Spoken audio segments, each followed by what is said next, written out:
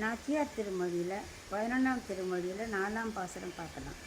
மச்சு அணி மாட மதில் அரங்கர் வாமனனார் பச்சை பசுந்தேவர் தாம் பண்டு நீர் ஏற்ற பிச்சை குறையாகி என்னுடைய பெய்வளை மேல் இச்சை உடையரேல் இத்தெருவே போதாரே.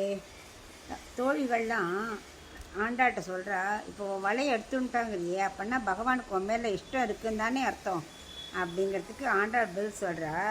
இப்படி நல்ல மதில்கள் நல்லா சூழ்ந்து இருக்கக்கூடிய மாடக்கூடங்கள்லாம் சூழ்ந்து இருக்கக்கூடிய திருவரங்கர் இருக்கார் பகவான்.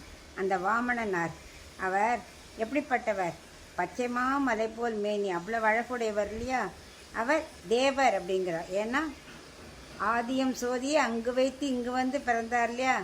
அப்படிப்பட்ட தேவர் என்ன பண்ணார்? வாமனனை அவதாரம் செய்யும்போது மகாபலிகிட்ட யாச்சகம் கேட்டார் இல்லையா. மகாபலி நீர் ஊற்றி அந்த எல்லாத்தையும் தானமாக வாங்கிட்டாரே, அதில் ஏதோ குறையோ என்னமோ, அதனால தான் என்னுடைய வலையை வேறு ஆசைப்படுறார் போல இருக்கு. அப்படி என் வலையில் அவருக்கு ஆசை இருந்ததுன்னா என்ன பண்ணணும்?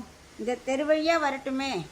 ஏன்னா திருவரங்கமே பகவான் வந்து நடை அழகுக்கு ரொம்ப பிரசித்தம் இல்லையா.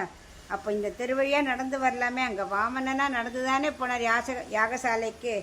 அது மாதிரி இந்த தெருவழியாக நடந்து வரலாமே அப்படின்னு ஆண்டாள் சொல்கிறேன்.